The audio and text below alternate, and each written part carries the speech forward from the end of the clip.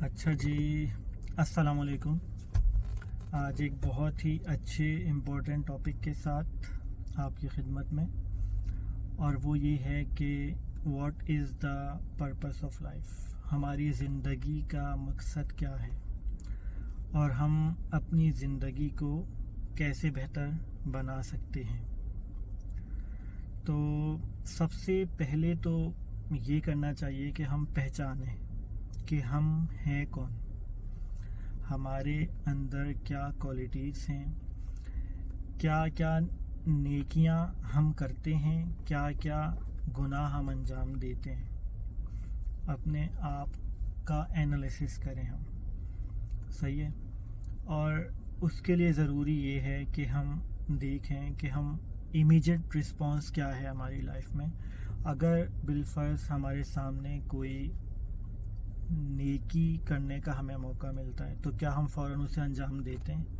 اگر ہم فوراً نیکی کرتے ہیں تو اس کا مطلب یہ ہے کہ ہم اللہ تعالیٰ کے قریب ہیں، اور وائس ورثہ اگر کوئی گناہ سامنے آتا ہے تو کیا میں اس سے پیچھے ہٹتا ہوں یا نہیں ہٹتا؟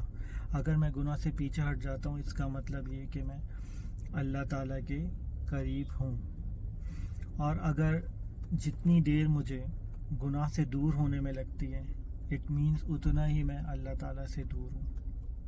اچھا، فرض کریں کہ فجر کی اذان کا وقت ہو گیا ہے، الارم پہ الارم بج رہے ہیں، لیکن اگر مجھ سے اٹھا نہیں جا رہا اور میں کمبل لے کے سوئے جا رہا ہوں، اس کا مطلب کہ میں اللہ تعالیٰ سے اتنا ہی دور ہوں، کیونکہ میں اللہ تعالیٰ تو مجھے بلا رہا ہے کہ کامیابی کی طرف آؤ، فلاح کی طرف، لیکن میں جو ہے وہ سونے میں مصروف ہوں۔ تو اس کا مطلب میرا ایمان کا جو لیول ہے وہ بہت ہی لو ہے کہ میں ایک واجب نماز تک ادا کرنے میں اتنی دیر لگا رہا ہوں۔ تو ان چیزوں سے آپ اندازہ لگا سکتے ہیں کہ آپ کے ایمان کا لیول کیا ہے، آپ کا اللہ تعالیٰ سے رشتے کا لیول کیا ہے، آپ کی ریلیشن شپ کیا ہے اللہ تعالیٰ سے۔ تو یہ محاسبہ ضرور کریں رات کو سونے سے پہلے، سیلف انالیسس کریں کہ میں کہاں پہ اسٹینڈ کرتا ہوں، کس لیول پہ ہوں میں۔ اور پھر اس کے بعد یہ ہے کہ اللہ تعالیٰ سے مدد مانگیں۔ جب آپ کو اندازہ ہو گیا کہ یہ مجھ میں خامیاں ہیں، مجھ کو یہ چیزیں امپروو کرنی ہیں، تو نیکسٹ اسٹیپ کیا ہے؟ اللہ تعالیٰ سے مدد مانگیں کہ اللہ تیری مدد کے بغیر کچھ بھی ممکن نہیں ہے، تو میری مدد کر کہ میں تیرے راستے پہ صراط مستقیم پہ چلوں، گناہوں سے بچوں اور نیکیاں انجام دوں۔ اچھا، جو بھی میں آپ کے سامنے ابھی بیان کر رہا ہوں وہ سب کچھ، میں ایک حقیر انسان ہوں، یہ سب چیزیں وہ ہیں جو میں نے بڑے بڑے علماء سے ان کے لیکچرز میں یا ان کی بکس سے پڑھ کے کنکلوڈ کی ہیں، صحیح ہے، جس میں آغا مرتضیٰ زیدی، مولانا نصرت عباس اور موٹیویشنل اسپیکر قاسم علی شاہ اور اشفاق احمد صاحب، سرفراز احمد، ان سب کی چیزوں کا یہ کنکلوژن ہے، ان کے لیکچرز کا، ان کی باتوں کا۔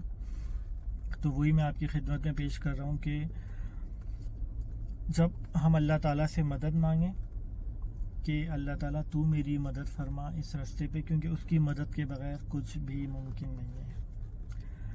اچھا، مدد مانگنے کے بعد ہمیں کیا کرنا ہے؟ ہم اللہ تعالیٰ کی صفت کو کوشش کریں کہ اپنے اندر پینیٹریٹ کریں، اسے انٹیگریٹ کریں۔ وہ ہم کس طرح کریں گے؟ فار ایگزامپل، اللہ تعالیٰ رحمان و رحیم ہے، بے شک ہے، تو میں چاہتا ہوں اللہ تعالیٰ مجھ پہ رحم سے پیش آئے مجھ سے، تو مجھے کیا کرنا پڑے گا؟ میں اس کی مخلوق کے ساتھ رحم سے، محبت سے پیش آؤں۔ اگر میں چاہتا ہوں کہ اللہ تعالیٰ کی رحمانیت کی جو صفت ہے وہ ٹریگر ہو جائے، تو ضروری ہے کہ میں اس کے بندوں کے ساتھ رحم سے پیش آؤں۔ اگر میں چاہتا ہوں کہ اللہ تعالیٰ کی محبت کی جو صفت ہے وہ ٹریگر ہو جائے، تو میں اس کے بندوں سے محبت سے پیش آؤں، رحم دلی سے، ہمدردی سے پیش آؤں۔ اسی طرح اگر میں چاہتا ہوں کہ اللہ تعالیٰ سخاوت سے پیش آئے، تو میں اس کے بندوں کے ساتھ سخاوت سے پیش آؤں، میں سخی ہو جاؤں، تاکہ اللہ تعالیٰ مجھ سے اور 70 گنا زیادہ سخی ہو کے مجھے عطا کرے۔ تو یہ سب چیزیں ڈائریکٹلی پروپورشنل ہیں۔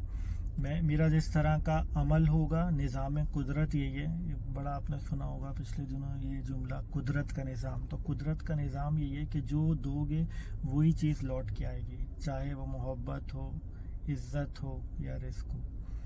تو اس طرح ہم اللہ تعالیٰ کی صفت کو اپنے اوپر جو ہے وہ امپلیمنٹ کرا سکتے ہیں کہ اس کے کہے ہوئے اصولوں کو، اس کی صفت کو اپنے اندر شامل کر لیں اور دوسروں کی مدد کریں.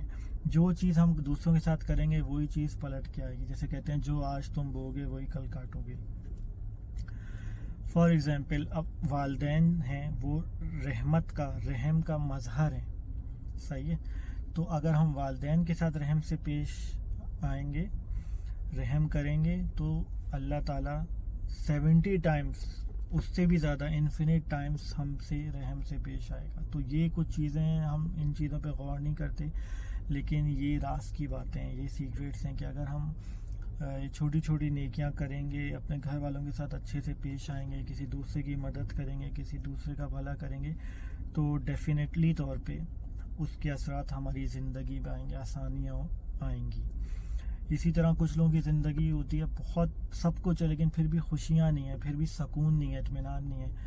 تو وہ ان چیزوں پہ ہمیں چاہیے کہ بہت زیادہ غور کریں کہ ہم حقوق العباد کے ساتھ حقوق الناس جو ہے، حقوق اللہ، یہ سب چیزیں ادا کر رہے ہیں یا نہیں کر رہے.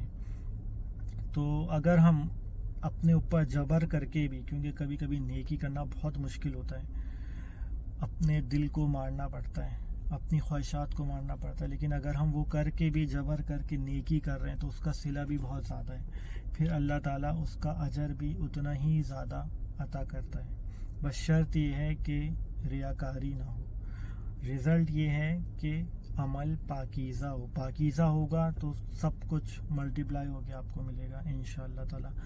آیت اللہ بہجت کے استاد آیت اللہ قاضی طباطبائی فرماتے ہیں کہ اگر تم اول وقت نماز پڑھو گے تو اللہ تعالیٰ معنویت کے دروازے تم پہ کھول دے گا اور معنویت کے اعلیٰ درجات تم کو حاصل ہوں گے. اس میں یہ شرط بھی انہوں نے نہیں کہی کہ آپ کو توجہ کے ساتھ یا با معرفت ہو کے پڑھنی ہے. انہوں نے صرف یہ کہا کہ اول وقت نماز پڑھو، کیونکہ اللہ دیکھے گا کہ ایٹ لیسٹ یہ بندہ اول وقت نماز پڑھ رہا ہے، اور پھر وہ ہمارے باطن پہ جو ہے وہ اثر انداز کرے گا، اپنی نعمتیں عطا کرے گا، رحمت برکت عطا کرے گا. وہ تو بہانے ڈھونڈتا ہے ہمیں بخشنے کے. تو ہمیں صرف یہ کرنا ہے کہ بس ریاکاری نہ ہو، ایٹ لیسٹ لیول پہ جا کے واجبات کو انجام دیں اور جو بھی گناہ ہیں ان سے بچیں، حرام سے بچیں. یہ بیسک فارمولہ زندگی کا اگر ہم بنا لیتے ہیں، جو میں نے علماء سے سنا ہے، تو ہماری زندگی میں ایک بڑا چینج آ سکتا ہے اور اللہ کی رحمت خاص ہم پہ ہو سکتی ہے. اچھا جی، اب بات کرتے ہیں کہ اگر ہمیں باطن کو سنوارنا ہے تو اس کے لیے ضروری ہے کہ ہم اپنے نفس پہ کام کریں. اگر نفس پہ ہم نے اپنے کام کیا، نفس کو کریکٹ کر لیا، تو پھر ہم کامیابی کی منزلیں طے کر سکتے ہیں. جیسے قرآن شریف کی بھی آیت ہے کہ جس نے اپنے نفس کو پاکیزہ کیا وہ کامیاب ہو گیا، وہ فلاح پا گیا. اور اس کے لیے سب سے ضروری یہ ہے کہ ہم اللہ تعالیٰ سے مدد مانگیں امام حسین کے توسط سے. اگر ان کی رحمت خاص ہو گئی، نظر کرم ہم پہ ہو گئی اہل بیت کی، محمد و آل محمد کی، تو سمجھ لیں کہ آپ کا بیڑا پار ہے.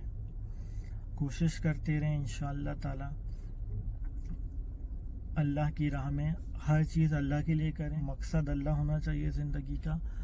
دوسروں کی زندگیوں میں آسانیاں بانٹیں گے انشاءاللہ، ہماری زندگیوں میں اللہ آسانیاں بھر دے گا. دعاؤں میں یاد رکھیے گا، اپنا بہت سارا خیال رکھیے گا. اللہ حافظ.